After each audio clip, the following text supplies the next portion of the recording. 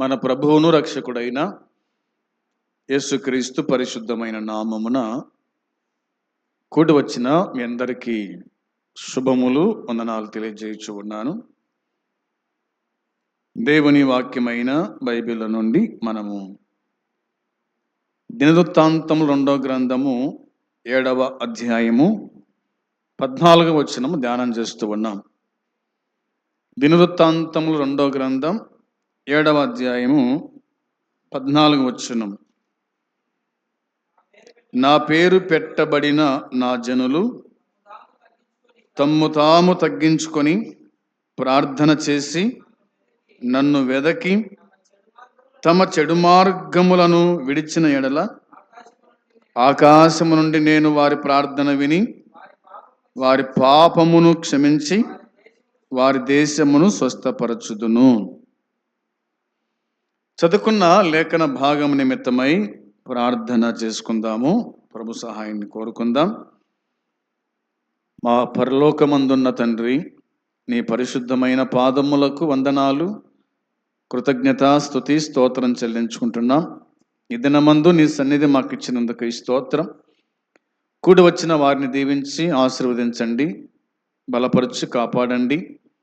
పాటలు పాడిన వారిని దీవించండి, ఇంకా నేర్చుకొని పాడుటకు సహాయం చేయండి. చదువుకున్న లేఖన భాగం దీవించండి, మీరు మాతో మాట్లాడుతురమ్మని, పాపికి రక్షణ, విశ్వాసికి ఆదరణ కలిగించి ఈ మాటలు బోధించుమని యేసయ్య నామములో అడిగి స్తుతించి ప్రార్థిస్తున్నాము తండ్రి, ఆమేన్. గత వారము మనము ఇదే వచనాన్ని చదువుకొని ధ్యానం చేసినాం. నా పేరు పెట్టబడిన నా జనులు తమ్మును తాము తగ్గించుకొని ప్రార్థన చేసి వెదకి తమ చెడు మార్గములను విడిచిన ఎడల అని 4 సంగతులు మనం చెప్పుకున్నాం. 1వదేమో తగ్గించుకొనుట, 2వదేమో ప్రార్థన చేయుట, 3వదేమో వెదకుట, 4వదేమో విడిచిపెట్టుట.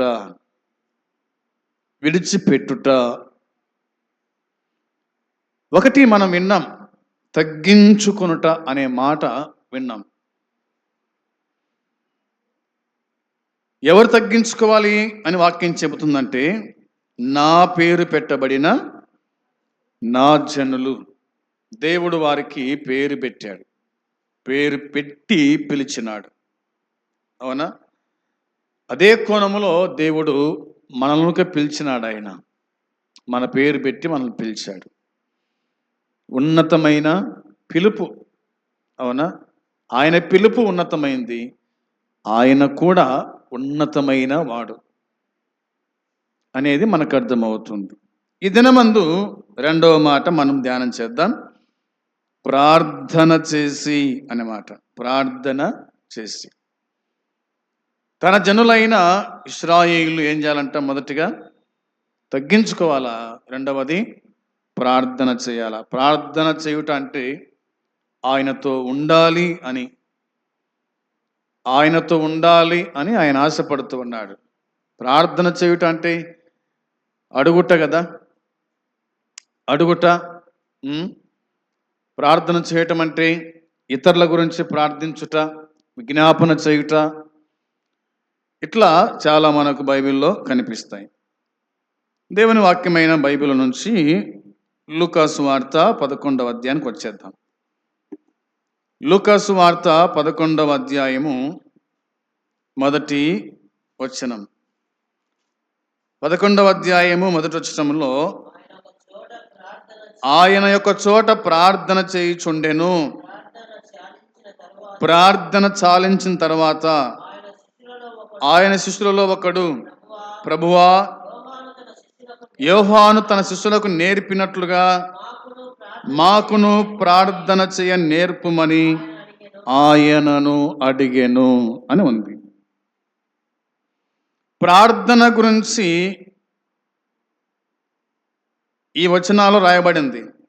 ప్రార్థన గురించి రాయబడింది. ఆయన ఒక చోట ప్రార్థన చేయుచుండెను, ఆయన ఒక చోట ప్రార్థన చేయుచుండెను అని ఉంది. ఒక చోట ప్రార్థన చేస్తున్నాడంట. అది ఏ చోటో శిష్యులకు తెలుసు, అవునా? ఎందుకంటే ఆయన వెంట ఉన్నారు కాబట్టి ఆయన ప్రార్థన చేసే స్థలం వారు ఎరిగిన వాళ్ళే కాబట్టే కదా యేసుక్రీస్తును అప్పగించడానికి ఇస్కరియోతు యూదా దారి చూపించినాడు. ఆయన ఎక్కడ ప్రార్థన చేస్తాడో తెలుసు, ఆయన ఎక్కడ విశ్రాంతి తీసుకుంటాడో తెలుసు శిష్యులకు అనేది మనకు అర్థమవుతుంది. ఆయన ప్రార్థన చేయుచుండెను. ప్రార్థన చాలించిన తర్వాత ఆయన శిష్యులలో ఒకడు, ప్రభువా, యోహాను తన శిష్యులకు నేర్పినట్లుగా మాకు ప్రార్థన చేయ నేర్పుమని ఆయనను అడిగినాడు. బోధించ నేర్పనలే, అవునా? స్వస్థపరిచేది నేర్పు అనలే, చనిపోయిన వారిని తిరిగి లేపేది నేర్పు ప్రభువా అని అడగలే. వాళ్ళు అడిగింది ఏమిటి?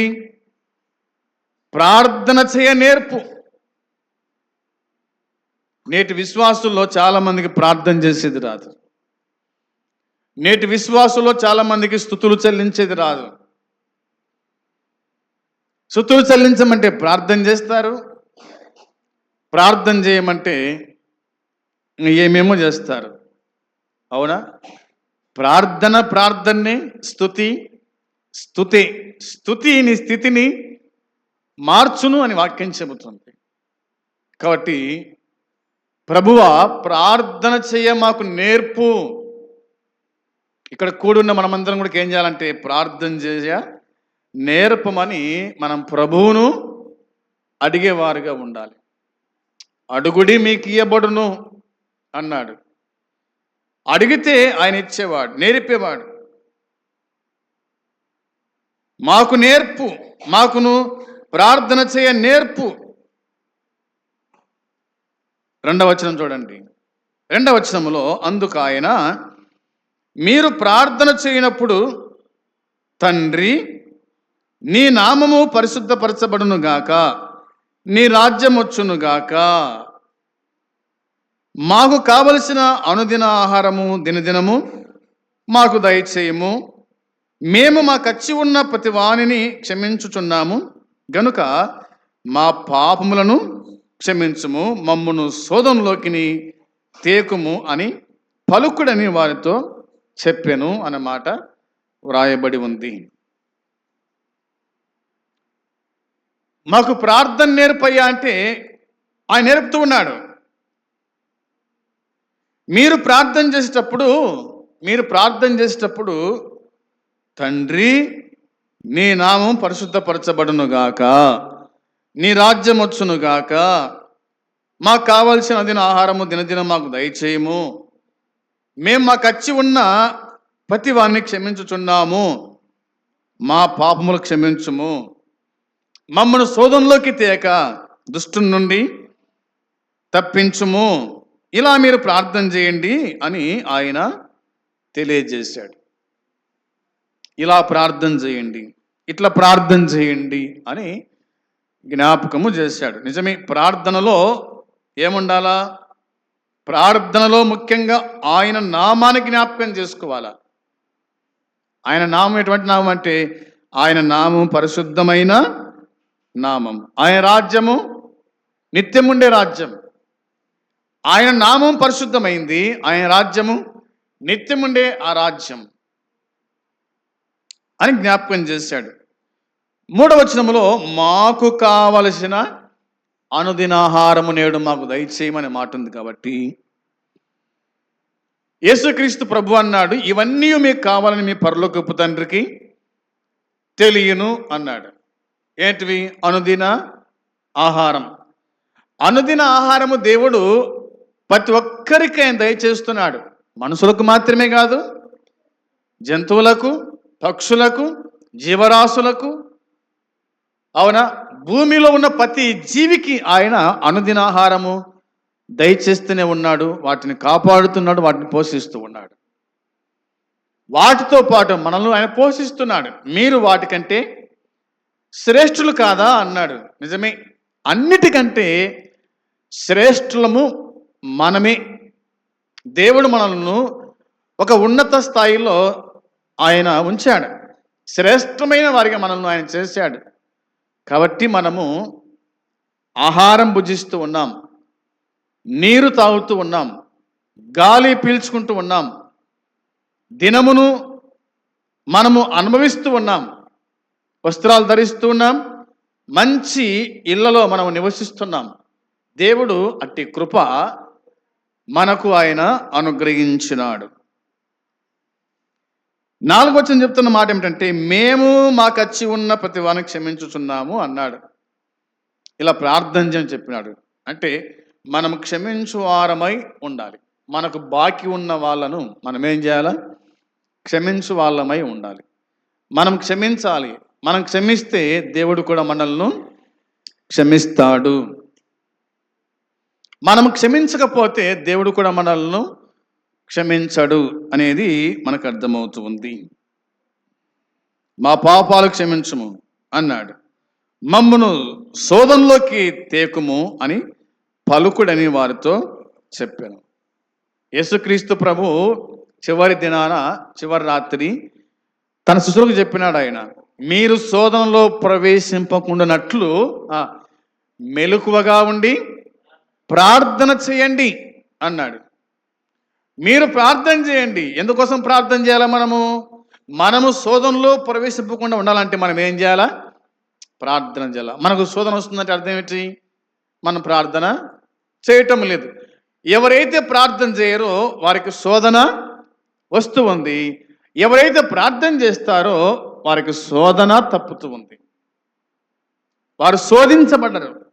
అందుకోసమే మీరు ప్రార్థన చేయండి అన్నాడు. మీరు ప్రార్థన చేయండి, నేను ప్రార్థన చేస్తాను, మీరు కూడా ప్రార్థన చేయండి. ఆయన ప్రార్థన చేశాడు. శోధన తప్పిందా? తప్పలేదు.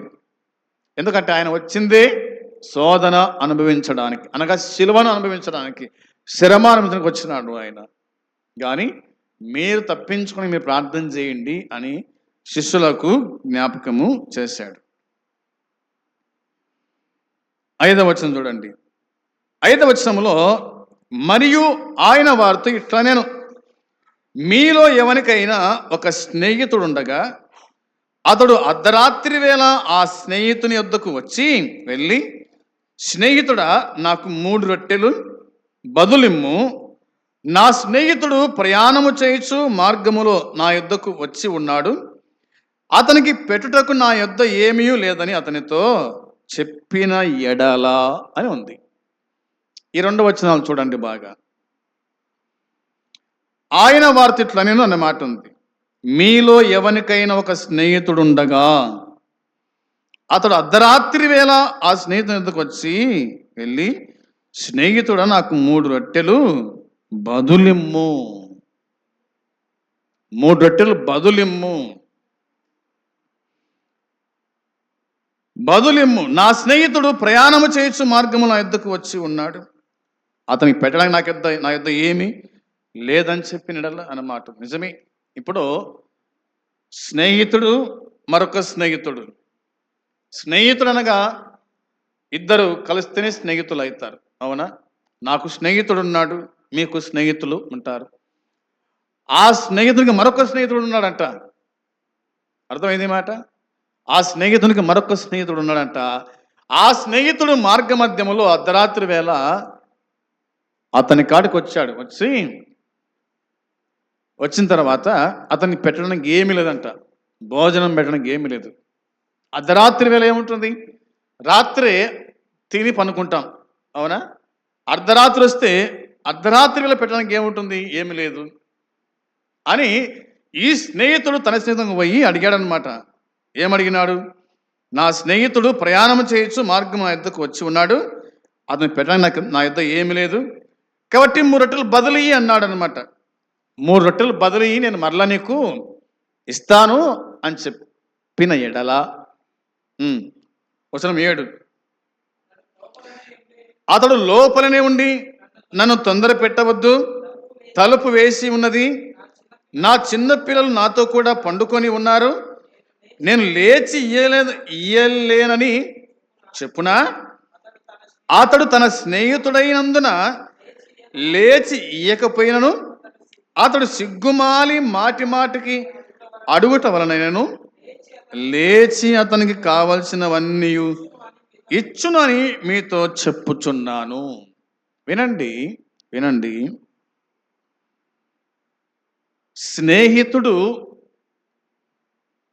స్నేహితునికి సహాయం చేస్తాడు. స్నేహితుడు తన స్నేహితునికి సహాయం చేస్తాడు. తన కాడ ఉంది కాబట్టి సహాయం చేస్తాడు అని అన్నాడు.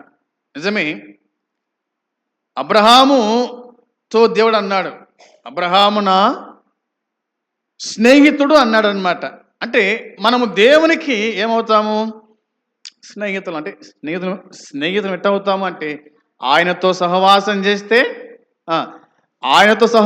చేస్తే మనం ఏమవుతాము? స్నేహితులమవుతాం. ఆయనతో సహవాసం చేయకపోతే మనము ఆయనకు స్నేహితులము కాలేం. అబ్రహాము దేవునితో సహవాసం చేశాడు కాబట్టి అబ్రహామును దేవుడు ఇతడు నా స్నేహితుడు అని పిలిచినాడు. మనము కూడా దేవునితో సహవాసం చేసి దేవుణ్ణి అడగాలి అన్నమాట. అయ్యా దేవా, నా స్నేహితునికి మారు మనసు లేదు, నా స్నేహితుడు నశించి నరకానికి పోతూ ఉన్నాడు, కాబట్టి నా స్నేహితుని రక్షించవా అని మనము మన పరమ స్నేహితుని అడిగేవారుగా ఉండాలి. అడిగితే ఆయన రక్షిస్తాడు, ఆయన ఇస్తాడు. అది దేవుని వాక్యం చెబుతూ ఉంది. కాబట్టి ఈ మాట గుర్తుంచుకుందాం. వచనం 8లో రాయబడిన మాట అర్థం చేసుకుంటే, అతడు తన స్నేహితుడైనందున లేచి ఇయ్యకపోయినను అతడు సిగ్గుమాలి మాటి మాటికి అడుగుట వలనైనను లేచి అతనికి కావలసినవన్నీ ఇచ్చును. అవునా? మాటి మాటికి సిగ్గుమాలి మాటి మాటికి అడుగుట వలనైనను అతనికి కావలసినవన్నీ ఇచ్చును అని మాట్లాడబడింది. నిజమే. మనం అడుగుతా ఉంటే దేవుడు ఏం చేస్తాడు? మనకు కావాల్సినవన్నీ కూడా ఆయన ఇస్తాడు. ఇవన్నీ మీకు కావాలని మీ పరలోకపు తండ్రికి తెలియను అనే మాట మనం జ్ఞాపకం చేసుకోవాలి. పదే దాన్ని జ్ఞాపకం చేసుకోవాలి. మాటి మాటికి అడగాలి అని వాక్యం చెబుతూ ఉంది. వచనం 9లో రాయబడిన మాట, అటువలే మీరును అడుగుడి మీకు ఇయ్యబడును, వెదకుడి మీకు దొరుకును, తట్టుడి మీకు తీయబడును, అడుగు ప్రతివానికి ఇయ్యబడును, వెదుకువానికి దొరుకును, తట్టువానికి తీయబడునని మీతో చెప్పుచున్నాను అన్నాడన్నమాట దేవుడు. యేసుప్రభు అంటున్నాడు తన శిష్యులతో, మీరును అడగండి. ఒక స్నేహితుడు మరో స్నేహితుని ఆకలి తీర్చడానికి అడిగినాడు, అతనికి కావాల్సినవన్నీ ఇచ్చినాడు. కాబట్టి మీరును అడగండి, మీకు ఇయ్యబడును.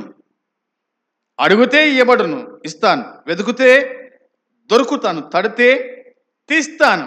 అడుగు ప్రతి వానికి ఇయ్యబడును, వెతుకువానికి దొరుకును, తట్టువానికి తీయబడునని మీతో నిశ్చయముగా చెప్పుచున్నాను. నేను ఇస్తా. మీరు అడగడం లేదు కాబట్టి నేను ఇవ్వకుండా, మీరు అడిగితే నేను ఇస్తా, మీరు వెతుకుతే నేను దొరుకుతా, మీరు తడితే నేను తీస్తా అని ప్రభువైన యేసుక్రీస్తు మాట్లాడినాడు.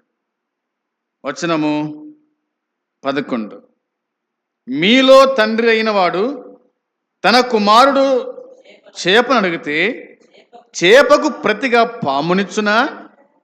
గుడ్డును అడిగితే తేలునిచ్చునా? కాబట్టి మీరు చెడ్డవారయుండి మీ పిల్లలకు మంచి ఈవులన్నీ ఎరిగి ఉండగా పరలోకమందున్న మీ తండ్రి తన్ను అడుగు వారికి పరిశుద్ధాత్మను ఎంతో నిశ్చయముగా అనుగ్రహించును అని ఈ వచనాలు తెలియజేస్తూ ఉన్నాయి. మీలో తండ్రి అయిన వాడు తన కుమారుడు చేపను అడిగితే పామునిస్తాడా? గుడ్డును అడిగితే తేలినిస్తాడా? అవునా? మీరు చెడ్డవారై ఉండి మీ పిల్లలకు మంచి ఈవుల్నియ ఎరిగి ఉన్నారే, అంతకంటే నేను శ్రేష్టమైన వాడును కానా? అవునా? దేవుడు మనకి ఏం కావాలనో అన్ని కూడా ఆయన ఇస్తాడు. మీరే మీ పిల్లల అక్కరలు తీరిస్తే, మీరే మీ పిల్లల యొక్క అక్కర తీరిస్తే నేను మీ అక్కర తీర్చలేనా? నేను మీకు ఇయ్యలేనా? మీరు అడగండి, నేను ఇస్తాను అని ఆయన గుర్తు చేశాడు. కాబట్టి మనము అడిగేవారుగా ఉండాలి, అడిగి పొందాలి. అడగంది అమ్మైనా అన్నం పెట్టదన్నట్టుగా మనము అడగాలి. మన అక్కరేమిటో మన అక్కర తీర్చేవాడిని అడగాలి. మన అక్కర తీర్చేవాడిని అడగాలి. అక్కర తీర్చని వాడిని మనము అడగకూడదు. ఇప్పుడు 100 రూపాయలు ఉన్న కాడికి పోయి ఒక 50 ఇవ్వమంటే ఇస్తాడు. అవునా? 50 ఉన్నోని కాడికి పోయి నాకు 100 రూపాయలు అంటే ఎట్టిస్తాడు? ఆయన సమృద్ధి గల దేవుడు. నువ్వు ఏది అడుగుతావో ఆయన ఖచ్చితంగా నీ అక్కర తీరుస్తాడు, నీ ఆకలి తీరుస్తాడు. నీకు ఏది కావాలనో అది ఇస్తాడు అనేది మనము గుర్తుంచుకోవాలి. అందుకోసమే పరలోకమందున్న మీ తండ్రి తన్ను అడుగువారికి పరిశుద్ధాత్మను ఎంతో నిత్యముగా అనుగ్రహించును అని మాట్లాడబడింది. అందుకే ఆయన ఇస్తాడనేది అర్థమవుతూ ఉంది. లూకాసు వార్తలో రాయబడింది కదా, 18వ అధ్యాయంలో ఏముంది? 18వ అధ్యాయం 1వ వచనంలో వారు విసుకక నిత్యము ప్రార్థన చేయుచున్న వాళ్ళంటకు ఆయన వారితో ఉపమానము చెప్పెను అనే మాట ఉంచాలండి. మనం చదువుకోవాలి, దాదాపుగా 8 వరకు చదవాలి. అక్కడ విధవరాలు ఉంది కదా, ఒక న్యాయాధిపతి ఉన్నాడు. అతని కాడికి వెళ్ళి నాకు ప్రతివాదికి న్యాయం తీర్చుమని ఆమె అడిగింది, కానీ కొంతకాలం అతడు ఒప్పలేదు. ఆమె మాటి మాటికి పోవడం వలన అతని మనసులో ఇలా కలిగిందన్నమాట. ఏం కలిగింది తన మనసులో? ఇట్లా అనుకున్నమాట. వచ్చిన 8లో ఆయన వారికి త్వరగా న్యాయం తీర్చున్న మాట ఉంది కదా. ఇంకేముందంటే వచనం 6లో చూడండి, 6వ వచనంలో ప్రభు ఇట్లా నేను అన్యాయస్తుడైన ఆ న్యాయాధిపతి చెప్పిన మాట వినుడి కదా, వినుడి అనే మాట ఉంది. 5వ వచనంలో ఏముంది? ఈ విధవరాలు నన్ను తొందర పెట్టుచున్నది గనుక ఆమె మాటికి వచ్చి గోజాడుకున్నట్లు ఆమెకు న్యాయము తీరుతున్నాను తనలో తాను అనుకునేను కదా. మాటికి అడగడం వల్ల, మాటికి అడగడం వల్ల అన్యాయస్తుడైన న్యాయాధిపతి న్యాయం తీర్చడానికి పూనుకున్నాడే. అవునా? పూనుకున్నాడే. అయితే నేను న్యాయస్తుడను కదా, ఆయన న్యాయవంతుడు. అవునా? అందుకోసం వాక్యం చెబుతుంది, దేవుడు తన్ను ఏర్పరచుకున్న వారి దివారాత్రములు తన్ను గూర్చి మొరపెట్టుకుని చూడగా వారికి న్యాయము తీర్చడా? ఆయన వారికి త్వరగా న్యాయము తీర్చును అన్న మాట రాబడింది. వారి కోసమే కదా ఆయన ఉండేది, అంటే మన కోసమే కదా ఆయన ఉండేది. మనకు న్యాయం తీర్చడానికి, మనకు సమృద్ధి దయచేయడానికి కదా ప్రభు ఉండేది అని జ్ఞాపకం చేసినట్టుగా దేవుని వాక్యం చెబుతుంది. మరొక మాట జ్ఞాపకం చేసి మనం ముగిద్దాం. చూడండి, యాకోబు రాసిన పత్రికలో ఇలా రాయబడింది. 5వ అధ్యాయము, యాకోబు రాసిన పత్రిక 5వ అధ్యాయము 17-18. 5వ అధ్యాయము 17-18లో ఏలియా మన వంటి స్వభావం మనుషుడే, వర్షింపకున్నట్లు అతడు ఆసక్తితో ప్రార్థన చేయగా 3.5 సంవత్సరాల వరకు భూమి మీద వర్షింపలేదు. అతడు మరలా ప్రార్థన చేయగా ఆకాశం వర్షమిచ్చెను, భూమి తన ఫలము ఇచ్చెను అని రాయబడింది. ప్రియమైన సోదరి సోదరులారా, ఏలియా మన వంటి స్వభావం మనుషుడే. ఏలియా మన వంటి స్వభావం మనుషుడే, కానీ అతడు వర్షం పడకూడదని ఆసక్తితో అతడు ఆసక్తితో ప్రార్థన చేయగా 3.5 సంవత్సరాల వరకు భూమి మీద వర్షం పడలేదంట. మనలాంటి మనుషుడే ఏలీయా కొడుక ఆసక్తితో ప్రార్థన చేశాడంట. దేనికోసం ప్రార్థన చేశాడు? 3.5 సంవత్సరాల వరకు భూమి మీద వర్షం పడకూడదు. దేవుడు మానవుని ప్రార్థన విన్నాడు. 3.5 ఏండ్లు భూమి మీద వర్షం పడలేదు, మనసు గుర్చలేదు, పంట పండలేదు. మరలా ప్రార్థన చేశాడు. మరలా అతడు ప్రార్థన చేయగా ఆకాశం వర్షం ఇచ్చాను, భూమి తన ఫలము ఇచ్చాను. అంటే ఒక నరుని ప్రార్థన దేవుడు విన్నట్టుగా వాక్యం చెబుతుంది. నువ్వు ప్రార్థన చేస్తే దేవుడు వింటాడు, ఆకాశాన్ని మూసివేస్తాడు. యెహోషువ ప్రార్థన చేశాడు, సూర్యుడు ఆగిపోయినాడు. ఒక రోజంతా సూర్యుడు నిలిచిపోయినాడు. అటనే ఏలియా ప్రార్థన చేశాడు, 3.5 ఏండ్లు వర్షం పడకుండా దేవుడు ఆపేసినాడు. దేవుడు నీ ప్రార్థన వింటాడు, నీ ప్రార్థనకు ఆయన జవాబు దయచేస్తాడు అనేది దేవుని వాక్యం మనకు గుర్తు చేస్తూ ఉంది. కాబట్టి నా పేరు పెట్టబడిన నా జనులు తమను తాము తగ్గించుకొని ప్రార్థన చేసి నన్ను వెదకి తమ చెడు మార్గమును విడిచిన ఎడల అనే మాట వ్రాయబడింది. కాబట్టి ఆయన ప్రజలమైన మనము ఏం చేయాలా? తగ్గించుకోవాలా. దేవుని సంగమ తగ్గింపు స్వభావం మనకు ఉండాలి. రెండవది ఏం చేయాలా? ప్రార్థన చేయాలా. ప్రార్థన చేయాలా. దేవుడు మన ప్రార్థన వింటాడు అనేది గుర్తుపెట్టుకుందాం. ప్రార్థన వినే పావనుడు ఆయన అనేది అర్థం చేసుకోవాలా. ప్రభు అయిన యేసుక్రీస్తు ప్రార్థన చేశాడు. ఆయన మనకు మాదిరి. యేసుక్రీస్తుకు మనకు మాదిరి. యేసు ప్రభు శిష్యులు మనకు మాదిరి. భక్తులైన వాళ్ళు మనకు మాదిరి. అవునా? దావీదు మనకు మాదిరి, దానియేలు మనకు మాదిరి, యోసేపు మనకు మాదిరి, భక్తులు మనకు మాదిరిగా ఉన్నారు. కాబట్టి మనం ప్రార్థన చేద్దాం. ప్రార్థన అంటేనే మనకు నచ్చదు. అవునా? వాక్యం ఎంచ చెప్పినా వింటాం, కానీ ప్రార్థన చేద్దాం రండి అమ్మంటే ఎవరు రారు. ప్రార్థన ఎంతో ప్రాముఖ్యమైంది. ప్రార్థనతో మనం ప్రభువును కలుసుకోవాలా. అవునా? ఎక్కువ ప్రభుత్వ సహవాసం చేస్తే దేవుడు ఇతడు నా స్నేహితుడు అంటాడు. అబ్రహామును నా స్నేహితుడు అన్నాడు. మనం కూడా ఎక్కువ ప్రభువుతో ఉండడానికి ఇష్టపడదాం, ప్రార్థన చేద్దాం.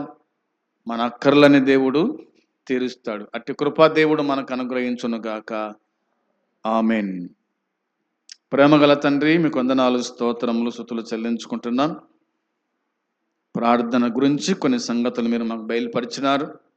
ప్రార్థన సహాయం మాకు దయచేయండి. మీతో కలిసి ఉండడానికి, నీతో ఎక్కువగా ప్రార్థనలు గడపడానికి నీ కృప దయచేసి మాకు సహాయపడమని మీకు అప్పగించుకుంటూ, కూడి వచ్చిన పిల్లలు, యవనస్తులు, పెద్దలు, వృద్ధులు, కన్యకలను దీవించి ఆశీర్వదించి కాపాడి జ్ఞాపకం చేసుకోమని యేసుక్రీస్తు నామములో ప్రార్థించి అడిగి స్తుతించి వేడుకొనుచున్నాము తండ్రి. ఆమెన్. పరలోకమందున తండ్రి ప్రేమ, మన ప్రభు అయిన యేసుక్రీస్తు కృప, పరిశుద్ధాత్మ సన్నిధి సహవాసము కూడి వచ్చిన మనకు సకల పరిశుద్ధులకు ఇప్పుడు ఎల్లప్పుడూ సదాకాలము తోడై ఉండునుగాక. ఆమెన్. అందరికీ వందనాలు.